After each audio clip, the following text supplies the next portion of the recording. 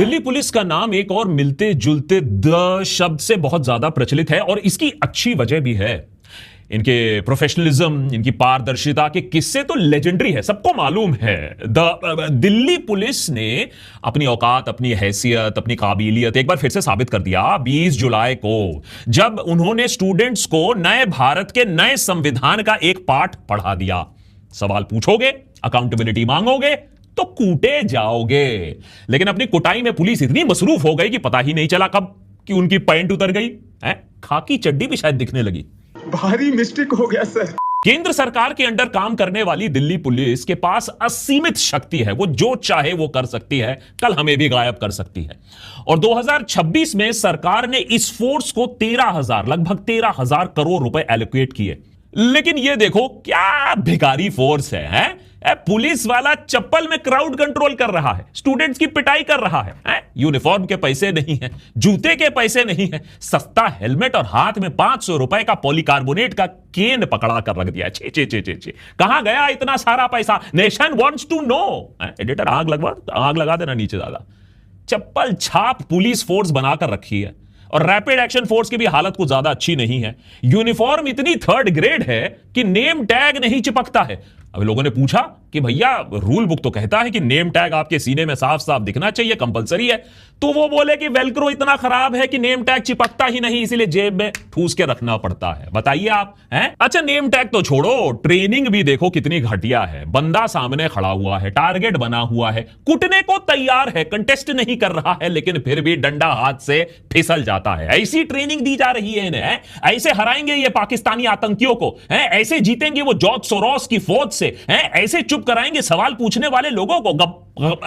मेरा मतलब है मोदी जी बिल्कुल खुश नहीं होंगे इस बात से। 56 में से 56 में से 5 नंबर भी नहीं मिलने चाहिए ऐसी फौज को। शायद हमें पता नहीं चला दिल्ली पुलिस एक कूल प्लेस टू वर्क बन गई है। हमें तो यही बताया गया था कि वर्दी की बहुत अहमियत होती है, वर्दी की इज्जत करो। लेकिन इस इंसान को देखो, कहा जाता है कि इसका नाम है हनी सिंह डागर। ऑल्दो इसका एलिजेड इंस्टा अकाउंट जब पब्लिक हुआ तो उसे तुरंत डिलीट कर दिया गया, पता नहीं क्यों।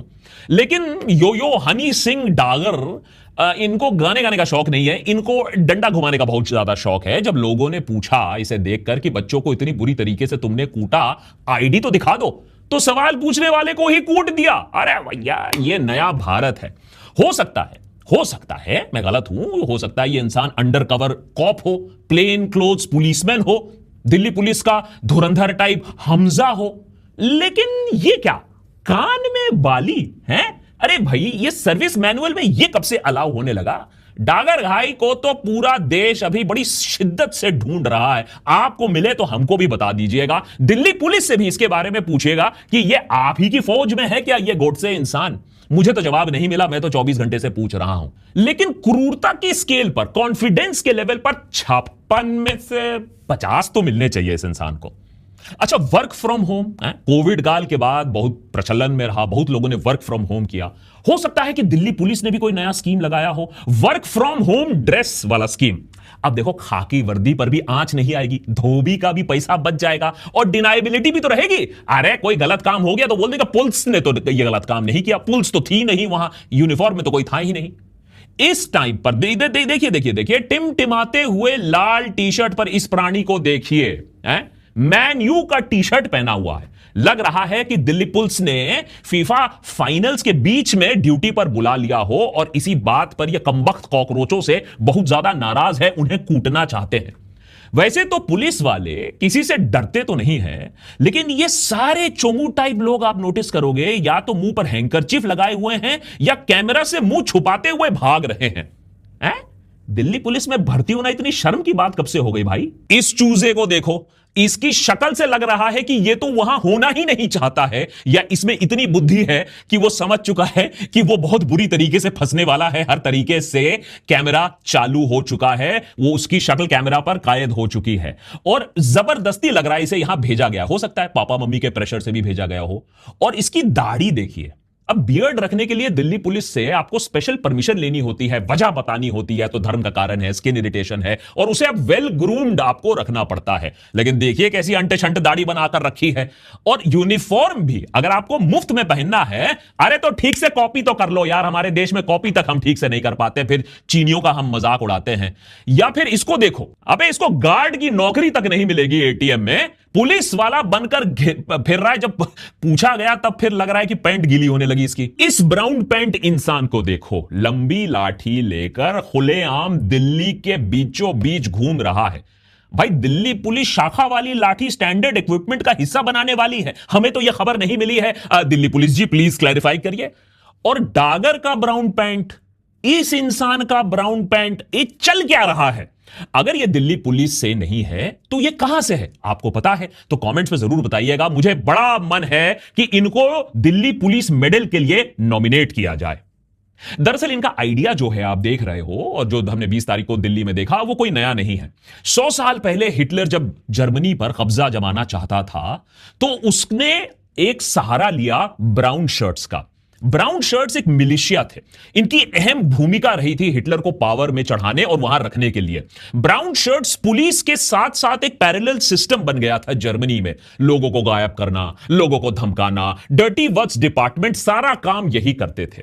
वही फॉर्मूला आज 100 साल बाद हम दिल्ली के बीचों बीच देख पा रहे हैं। बस शर्ट यहां ब्राउन नहीं है, पैंट ब्राउन है, हो सकता है चड्डी भी ब्राउन हो सकती है, लेकिन काम वही हो रहा है। जो पुलिस काम नहीं करना चाहती है, जो काम रिकॉर्ड पर ना जाए, उसको ये लोग करते हैं। दिक्कत ये हो गई कि डिजिटल इंडिया में इतने सारे मोबाइल कैमरास हैं कि इनका भांडा फूट रहा है।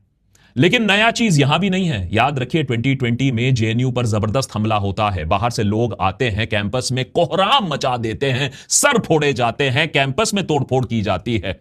और इस सब में एक लीडर थी ये औरत।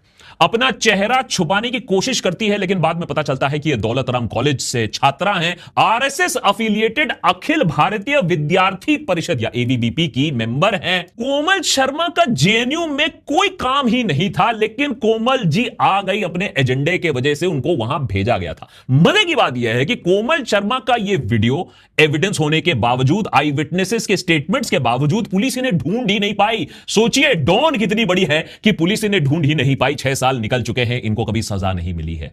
अब वही फॉर्मूला हम शायद यहां देख रहे हैं। दिल्ली के बीचों बीच खुले में इस तरीके के मिलिशिया को यूज किया जा रहा है।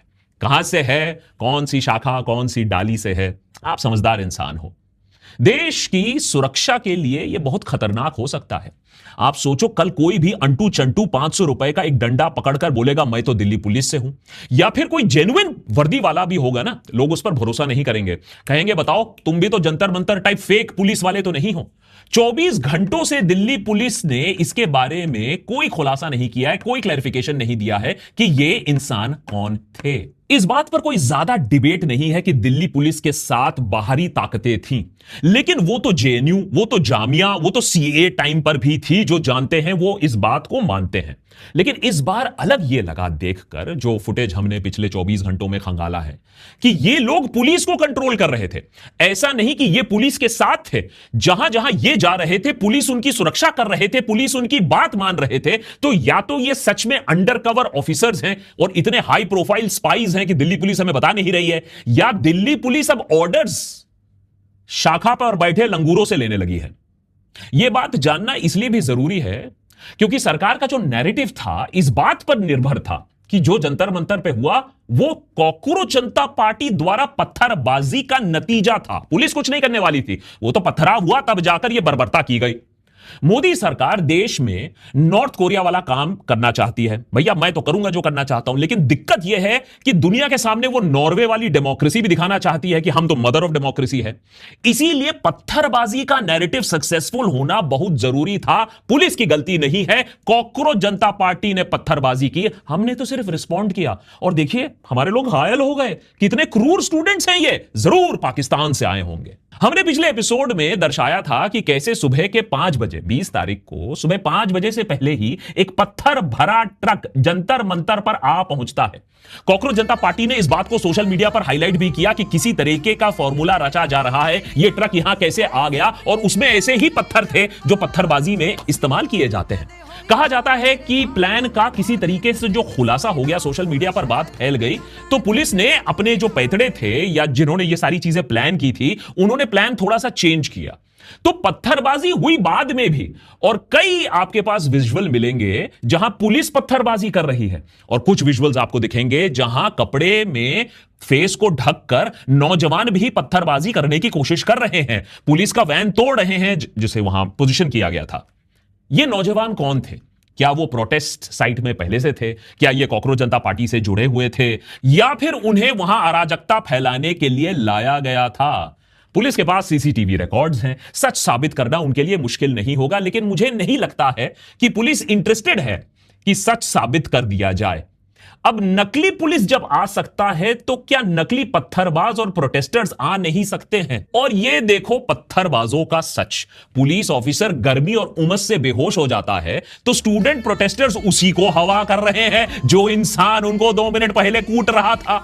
अगर इस सब के बाद भी आपके दोस्त, आपके रिश्तेदार कॉकरोच जनता पार्टी पर पत्थराव का पूरा ब्लेम लगा रहे हैं और सरकार की तरफ से ये एक्सपेक्ट नहीं कर रहे हैं कि वो नैरेटिव चला रहे हैं, तो अपने दोस्त तो बदल लो, रिश्तेदार आप बदल नहीं सकते हो। कई बार हमसे पूछा जाता है कि भैया हम तो दिल्ली में नहीं हैं, हम क्या कर सकते हैं कॉकरोच जनता पार्टी के लिए, हम क्या कर सकते हैं देश के एजुकेशन सिस्टम को सुधारने के लिए। तो सबसे पहले तो मैं ये बताऊंगा कि भैया अपने जो घर में, अपने जो मोहल्ले में, अपने जो व्हाट्सएप ग्रुप में है, उसमें एक जंतर मंतर खड़ा कर देने की एक हैसियत रख लो, क्योंकि इस अंधेपन को खत्म करना होगा। जंतर मंतर पर बैठ के नहीं होगा। हर एक व्हाट्सएप ग्रुप में, हर एक फैमिली ग्रुप में, हर एक स्कूल ग्रुप में, हर एक फैमिली ड्राइंग रूम में बैठकर इसे खत्म करना पड़ेगा। वही पापा, चाचा, दादा जो अंधे हो गए हैं, अगर उनके आंखों में थोड़ी रोशनी ले आओगे ना, उनका मोदिया बिंद खत्म कर दोगे, तो क्रांति से कम कुछ नहीं है। सच तो यही है कि पुलिस ने बहुत बड़ी गलती कर दी। कॉकरोच जनता पार्टी का जो विरोध होने वाला था, जितने लोग आने वाले थे, उसे सही से वो आंक ही नहीं पाए। पता नहीं हमारी इंटेलिजेंस ब्यूरो कर क्या रही है, क्योंकि यही सब तो काम में स्पेशलाइज करते हैं उन लोग। उन्हें लगा था 12 बजे तक सारा खेल खत्म हो जाएगा। क्यों बोल रहा हूं? ये इसलिए क्योंकि मोबाइल फोन सर्विसेज को सस्पेंड करने का ऑर्डर 12 बजे तक के लिए उन्होंने पहले लिया था। फिर उस दिन शाम दोपहर को आनंद फानंद में उन्होंने कहा नहीं 6 बजे तक हम पूरा सस्पेंशन की मांग करते हैं, in the interest of public safety and averting public emergency. वो पहले नहीं था, ये सडनली पब्लिक इमरजेंसी 12 बजे के आसपास उनको नजर आई। प्रोपेगेंडा चलाते चलाते सरकार भूल ही गई है कि पुलिस कैसे काम कर सकती है। चलो मान लेते हैं कि सरकार डर गई, चलो मान लेते हैं कि पार्लियामेंट से लोगों को पीछे आपको ढकेलना था। भाई पार्लियामेंट पर तो कूच नहीं हो सकता है, लेकिन किस मदर ऑफ डेमोक्रेसी में इस तरीके का पुशबैक जायज है, या इस तरीके का पुशबैक होता है, या इस तरीके का क्राउड कंट्रोल होता है? आप मुझे बता दीजिए कौन सी टॉप जीडीपी नेशन में ऐसा काम किया जाता है। अगर 20 जुलाई के दृश्य देखकर आपका मन विचलित हो रहा है, तो जान लीजिए कि आप अकेले नहीं हैं, और शायद आप उन लकी लोगों में से हैं हमारे देश में जिनमें मानवता, ह्यूमैनिटी थोड़ी सी बची हुई है। मेरे पास भी कल बहुत सारे मैसेजेस आ रहे थे। कल रात तो 3 बजे तक जगकर इन्हीं पिक्चर्स को मैं देख रहा था, बार बार सोचने की कोशिश कर रहा था कि हम युगांडा वाले ईडी अमीन के जमाने में कैसे आ गए हैं। क्या ये पुलिसिंग किसी एंगल से हो सकती है? ये तो साफ साफ गुंडा राज चल रहा है, जहां लड़कियों के प्राइवेट पार्ट्स में पुलिस डंडा घुसेड़ रही है और बोलने वाला, चेक करने वाला, पनिश करने वाला कोई नहीं है। जहां पुलिस जानबूझकर लाठी ला रही है जिसमें कील लगे हुए हैं, बच्चों को कील वाली लाठी मार रहे हो। ये तो चाइना के साथ हम ऐसा काम करते हैं कि कील वाली, कांटे वाली लाठी ले जाते हैं। सोचो राजधानी के बीच में यह सब चल रहा है, जब पुलिस को मालूम है कि अनगिनत कैमरास रोल कर रहे हैं। सोचिए पुलिसिंग की क्या हालत होगी पूरे देश भर में। मैं मणिपुर और कश्मीर की तो बात ही नहीं कर रहा हूं, वो तो छोड़ दीजिए, उसकी तो हम कल्पना ही नहीं कर सकते हैं। ये नए भारत में ये जनरल डायर का राज लेकर आए हैं हम क्या? ठीक है, आपको संसद से लोगों को पीछे ढकेलना है, अपनी नौकरी आपको प्यारी है, बहुत पावर के साथ आता है, लेकिन 100 लोगों को अस्पताल पहुंचा दिया आपने, जिसमें एक लड़की अभी वेंटिलेटर पर है। लड़कों और लड़कियों को इतनी बुरी तरीके से आपने मारा है कि वो सड़कों पर बेहोश पड़े हुए हैं। अरे ये लोग तो आज तक प्रोटेस्ट में नहीं आए थे, तो इतने प्रोफेशनल कहां से हो गए? ये क्या ट्रेनिंग लेकर आए थे क्या जॉर्ज सोरोस से प्रोटेस्ट करने के लिए? बच्चा हाथ जोड़ रहा है, पैर पड़ रहा है, लेकिन साले इन जल्लादों को कुछ भी रहम नहीं आया। इनके घर में बच्चे नहीं है क्या? वैसे मैं कर्मा में बहुत यकीन रखता हूं, और एक दिन मैं जानता हूं कि पूरे देश की युवाओं की जो हाय है इन लोगों को लगेगी, इन जल्लादों को लगेगी, अच्छे से लगेगी। सरकार स्टूडेंट्स को कीड़े मकोड़े समझता है। आप इस बात से भी अंदाजा लगा सकते हो कि जो टीयर गैस इस्तेमाल किया गया, पहले तो इस्तेमाल करना ही नहीं था, जो इस्तेमाल किया भी गया वो एक्सपायर्ड था। यार क्या जलालत है यार। एक्सपायर्ड टीयर गैस खतरनाक तरीके से फटते हैं, उनके अंदर जो केमिकल्स हैं वो एक खतरनाक रूप इख्तियार कर लेते हैं जिससे परमानेंट डैमेज हो सकता है। और इसीलिए बहुतों की हालत कल काफी खस्ता थी, क्योंकि पुलिस पुशबैक नहीं कर रही थी, वो मार डालने के लिए हमला कर रही थी। वो तो शुक्र है नितिन गडकरी जी का। अरे आजकल उनके चलते ना रस्तों में पॉटहोल्स बहुत फैशनेबल हो गया है। तो लोग क्या कर रहे थे, टीयर गैस शेल्स को उठाकर पॉटहोल में डाल रहे थे। बारिश हुई थी तो उसमें पानी था। वाह नितिन गडकरी जी, आपने बचा लिया। क्या सोचा था आपने? अगर कोई डेमोक्रेटिक देश होता ना, वर्किंग डेमोक्रेटिक देश होता, तो इस पूरे बर्बरता पर डिटेल तरीके से जांच होती, इंक्वायरी कमीशन बैठती, जो फर्जीवाड़ा लोग आए थे उनको पकड़ा जाता। लेकिन जो अब हो रहा है उससे सरकार को कोई फर्क तो पड़ता नहीं है। और आक्रोश जो हुआ है, सरकार सोच रही है 2 दिन में बैठ जाएगी। लेकिन शायद यही एक फर्क है इस प्रोटेस्ट में। 2 दिन में बैठने वाला यह आक्रोश नहीं है। 2 दिन में तो प्रोटेस्ट खत्म हो जाना था, वो नहीं हुआ। तो खामोश अब जनता नहीं रही है। जनता को दिख रहा है सरकार का बर्बरता, सरकार का झूठ अब साफ दिखने लगा है। ये आवाज शायद अब गूंजेगी। पुलिस वालों को देख रही हूँ, यूपीएससी की प्रिपरेशन कर रही थी, अब मन नहीं कर रहा। हम लोग कोई डाकू है क्या? डाकू नहीं है, शिक्षक है हम लोग। मुझे एक पुलिस वाली कह रही जल्दी ले जा वरना थाने में ले जाके नंगा करके मारेंगे तुझे। एजुकेशन ने मेरा जीवन बनाया, सबको ये मौका मिलना चाहिए। मैं आज नहीं डर सकती। सरकार के इस ढीठ रवैये से एक चीज जरूर हुई है, एक बटे हुए विपक्ष को साथ आने का एक और मौका मिला है। कांग्रेस जो कॉकरोच जनता पार्टी से अपनी दूरी बना रही थी, क्योंकि वाजिब है, कांग्रेस सोच रही थी कि उसने भी नीट लीक को लेकर काफी ज्यादा प्रदर्शन किया है, 50 से ज्यादा प्रदर्शन किए हैं, यह बात सच है। लेकिन आज राहुल गांधी प्रधानमंत्री के घर के सामने आ धमके वहां प्रोटेस्ट किया, स्टूडेंट्स पर जिस तरीके से एक्शन लिया गया है उसके खिलाफ। और वहीं कांग्रेस सेवा दल, उनके लोगों ने जंतर मंतर पर जाकर खाना पहुंचाया। पहले से ही याद रखिए, समाजवादी पार्टी, आम आदमी पार्टी जैसे पार्टी कॉकरोच जनता पार्टी का समर्थन भी करते आए हैं। अगर ये एकता बढ़ी, जहां कॉकरोच जनता पार्टी ने भी इशू बेस्ड सपोर्ट दिया इन पार्टीज को, और एजुकेशन के मुद्दे पर और धर्मेंद्र प्रधान के मुद्दे पर ये एक साथ आ गए, तो कहीं ना कहीं सरकार को गोबर ये खिला सकते हैं, सरकार की जो हेकड़ी है उसे तोड़ सकते हैं। ये जो कॉन्फिडेंस है कि हमारे सरकार में तो कोई इस्तीफा नहीं देता है, वो तो यूपीए दिया करती थी, हम तो सुपर नेचुरल नॉन बायोलॉजिकल हैं। ऐसा नहीं है कि कॉकरोच जनता पार्टी के पास भी कोई भारी फंडिंग है या कोई बड़ा सा प्लान है। कल रात तक तो प्रोटेस्ट खत्म भी हो चुकी थी, लेकिन देखो ना प्लान था, इतना सारा बारिश था, पुलिस का डंडा था, लेकिन तब भी लोग आते गए और फिर से जंतर मंतर पर स्टेज खड़ा हो जाता है। इस तरीके से लोगों का सपोर्ट मिलना यह कोई चमत्कार से कम नहीं है हमारे देश में। दूसरे शहरों से लोग जोमैटो पर ऑर्डर दे रहे हैं कि जंतर मंतर पर जाकर खाना डिलीवर कर देना। इस तरीके की चीजें मैंने तो खबरों में कभी नहीं पढ़ी है, सालों से खबर का कवर करते आया हूं। गुरुद्वारा के दरवाजे खोले जा रहे हैं, और इसीलिए मैं कहता हूं देश में अभी भी अच्छाई बाकी है। गोडसे का टेकओवर पूरा नहीं हुआ है। This India is worth fighting for. देश की राजधानी में 20 जुलाई को जो मचा, उसकी गूंज पूरे दुनिया में 24 घंटे के अंदर अंदर सुनाई दे रही है।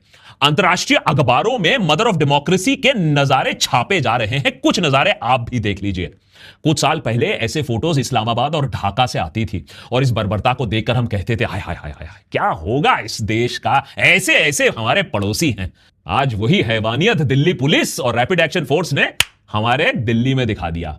उधर कश्मीर और मणिपुर में बैठे लोग पॉपकॉर्न खोल रहे हैं, तमाशा देख रहे हैं, पूछ रहे हैं अच्छा फर्स्ट टाइम, क्योंकि उनको तो आदत हो चुकी है इन सब की। उन्होंने हमें चेतावनी दी थी, वो चीखते रह गए कि ये तुम्हारे साथ भी एक दिन होगा, लेकिन हमने तब उनकी बात नहीं सुनी। बहुत दूर है ना कश्मीर और मणिपुर। लो आ गई पुलिस, आ गई, वही तरीके आ गए, वही डंडा आ गया, वही टीयर गैस शेल्स आ गए। कल पैलेट गन भी आ जाएगा, गारंटी देकर बोल रहा हूं। अब चुप बैठोगे तो कल पैलेट गन भी खाओगे, यह देशभक्त की आपको गारंटी है।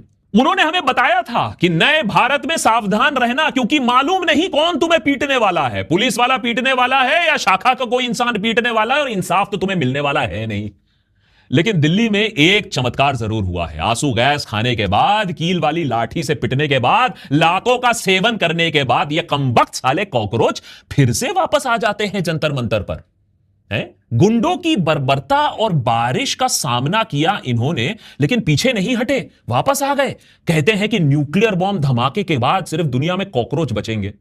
चलो ये तो कुछ चप्पल छाप पुलिस वाले थे।